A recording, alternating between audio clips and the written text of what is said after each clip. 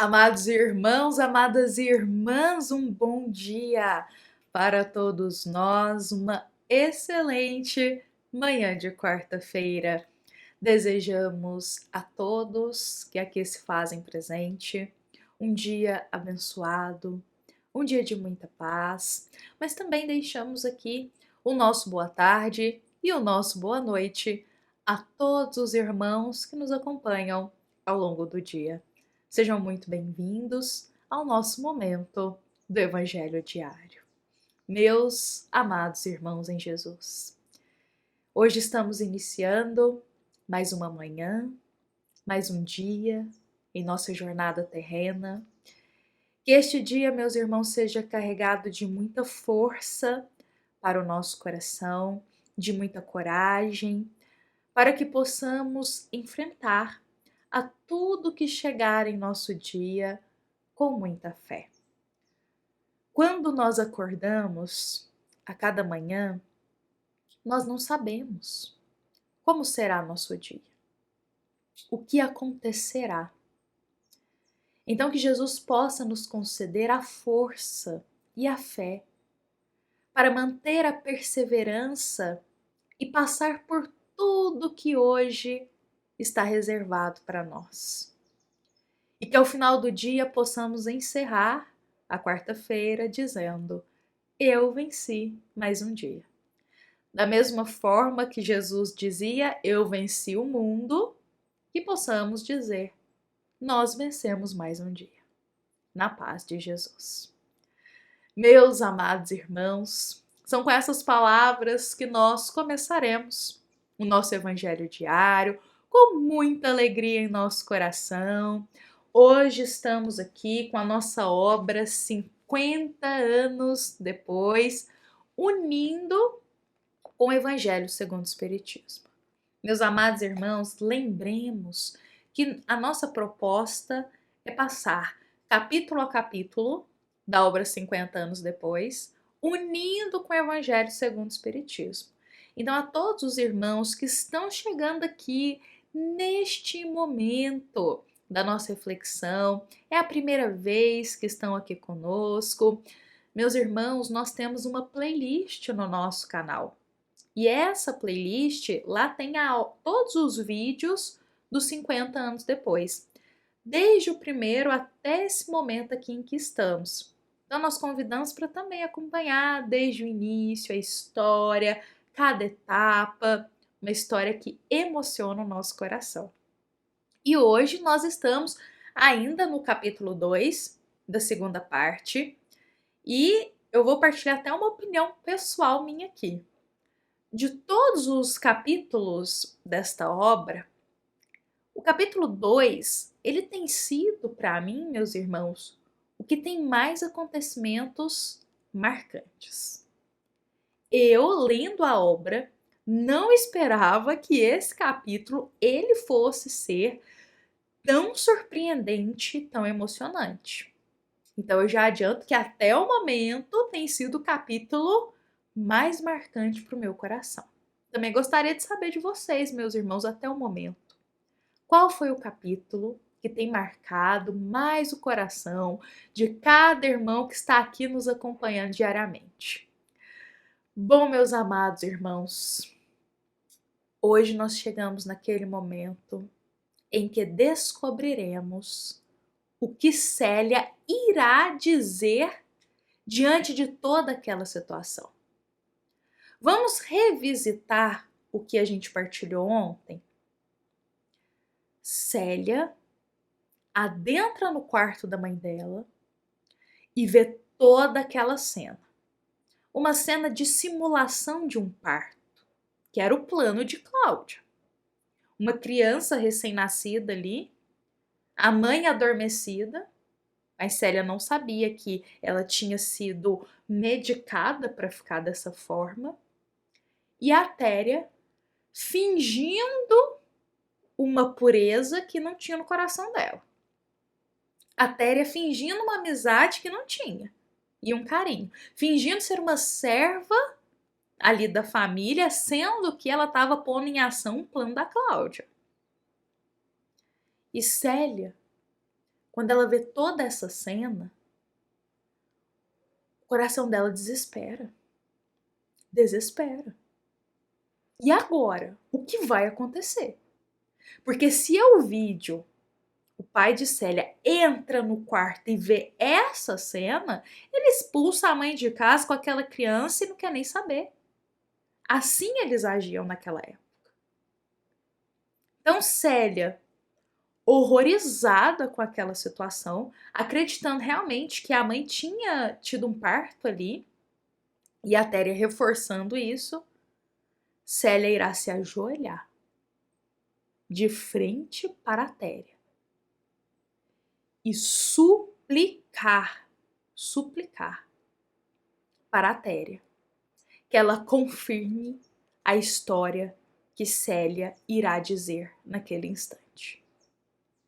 Célia pega aquela criança no colo, olha para a Téria e diz a Téria: minha mãe é honesta e pura. E esta criança que você vê nos meus braços a partir de agora é meu filho. Esta criança é meu filho. Então, o que foi o pensamento de Célia naquele instante? Para proteger a própria mãe das consequências daquele momento, Célia pega a criança e suplica para a Téria confirmar para todo mundo que aquela criança não é da mãe dela, de Alba, mas é de Célia. A partir daquele momento, aquela criança seria filho de Célia. E a Téria, enxergando essa situação, ela pensa, bom, o plano de Cláudia, então, não vai ser colocado em ação, não vai ser finalizado. E Célia oferece tudo o que ela pode, tudo, para que a Téria confirme essa história. E diante desse pedido, a Téria dirá: você sabe, Célia, das consequências se seu pai descobrir isso? Como que Ovídio vai reagir ao te ver com um filho, sendo que você não é casada, que você não tem um noivo? Porque naquela época, caso uma mulher engravidasse e não fosse casada, não estivesse em uma relação, ela era facilmente expulsa de casa e excluída de toda a família. Era comum esse comportamento. Então a Téria, ela relembra a Célia que se realmente elas confirmarem que esse menino é filho dela para proteger a Alba, que ela será expulsa da família. Ela será expulsa do palácio e expulsa da família. E aí, o que vai acontecer com a vida dela? E Célia está determinada a aceitar todas as consequências que vierem, todas, para proteger sua mãe. Ela quer proteger a própria mãe dessa provação que ela passaria. E para isso ela sacrifica a própria vida, pegando essa criança para ser filho dela. E suplica para a Téria confirmar a história. E a Téria vai aceitar. Ela vai aceitar, confirmar que essa criança é de Célia. Olha onde a Téria está se envolvendo. Olha o ponto que ela está chegando. Então ela aceita isso. E essa atitude de Célia, meus irmãos, é uma atitude que nos lembra perfeitamente uma passagem do Evangelho segundo o Espiritismo, lá do capítulo 5. E eu até acredito, meus irmãos, eu acredito assim que o capítulo 5 do Evangelho segundo o Espiritismo é um dos maiores capítulos do Evangelho. E é justamente o capítulo que vem nos falar das provas, das expiações, dos momentos difíceis na vida. E lá neste capítulo, no item 27, nós temos uma pergunta que é feita da seguinte forma: se deve alguém pôr fim às provas do próximo quando puder, ou ele deve respeitar os desígnios de Deus e deixar que sigam o seu curso? Essa é a pergunta inicial dessa passagem do Evangelho, que, por outras palavras, nos diz: se alguém próximo de nós, ou nós notamos que alguém está passando por uma provação, por um momento difícil, nós podemos ajudar essa pessoa a passar por essa provação? A pôr fim nessa dificuldade? Ou não podemos fazer isso? Temos que ficar quietos diante das dificuldades do outro, fingir que nada está acontecendo, digamos assim, e deixar que Deus cumpra os desígnios dele para com esse irmão. Como devemos agir diante de alguém que passa por provações? E estamos notando essas provações. E essa pergunta, ela é muito clara porque até hoje isso reflete um pouco dentro da doutrina espírita. É muito comum muitos irmãos ainda acreditarem que diante de alguém que passa por uma prova, a gente não pode ajudar. E muitos alegam o seguinte: não se pode ajudar, porque ele escolheu essa prova, ele tem que passar por ela sozinho. Mas antes de reencarnar, a gente não escolhe as expiações, os testes, as provações? Se esse espírito escolheu isso, agora ele tem que passar por isso sozinho. A gente ajudar vai ser interromper os planos divinos das provações que esse irmão tem que passar. Então, se está sofrendo é porque tem que sofrer. Muitos ainda, infelizmente, pensam dessa forma. E eu vou frisar aqui, infelizmente. Ainda tem esse olhar rígido, esse olhar fechado, de achar que quem sofre tem que sofrer mesmo. Que está passando por provação tem que passar sozinho. E as coisas jamais são assim. Jamais. A doutrina espírita nos afirma que Jesus é o nosso modelo e é o nosso guia. Jesus é aquele que a gente tem que seguir, buscar como modelo e como guia de cada atitude nossa. Sendo assim, alguma vez a gente percebeu, ouviu, ou leu, ou estudou que Jesus passou por alguém que estava em sofrimento e deixou essa pessoa sofrendo? Alguma vez na história, nos evangelhos, Jesus viu alguém passando por uma provação e não amparou? E não ajudou? Pelo contrário, Jesus sempre ajudou a todos. E, inclusive, nos dias de sábado, ele curava, amparava. Que lá naquela época, no sábado, não podia fazer isso. Era um dia para ser guardado. E Jesus estava lá no sábado, ajudando e amparando, colocando as dores do outro à frente, as necessidades do próximo à frente. Jesus fazia isso. E aí eu penso, quem somos nós, não é mesmo? Para não seguir os passos do Mestre. Quem somos nós para olhar para a vida de alguém que está passando uma provação e não ofertar ajuda? Por isso, essa mensagem do Evangelho segundo o Espiritismo nos afirma que diante de um irmão que passa por uma provação, uma dificuldade, temos que sim, dentro dos nossos limites, o que a gente puder, ampará-lo.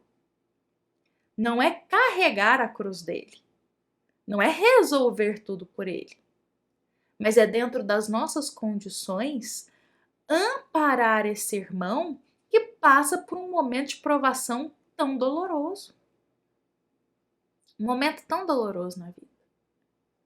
Então, até o Evangelho segundo o Espiritismo nos diz: ajudai-vos, pois sempre mutuamente nas vossas respectivas provações, nos afirmando que vamos nos ajudar nas nossas provações. Cada um tem a sua. E podemos sempre amparar o próximo no que ele está passando. Nem que seja com uma palavra amiga, nem que seja com uma oração. A gente pode amparar. E Célia é exemplo assim dessa passagem no seu ápice. Porque diante da provação que a mãe passaria, ela entra na frente e diz: não, eu vou ajudar minha mãe a passar por isso. Eu vou carregar essa prova. Por amor à minha mãe, eu vou ajudá-la a passar por essa situação. E aí ela vai e pega a criança para falar que é filho dela. Porque ela tem a certeza que a mãe é pura e inocente. Só que neste instante na história, Euvídio vai chegar no palácio. Euvídio vai chegar.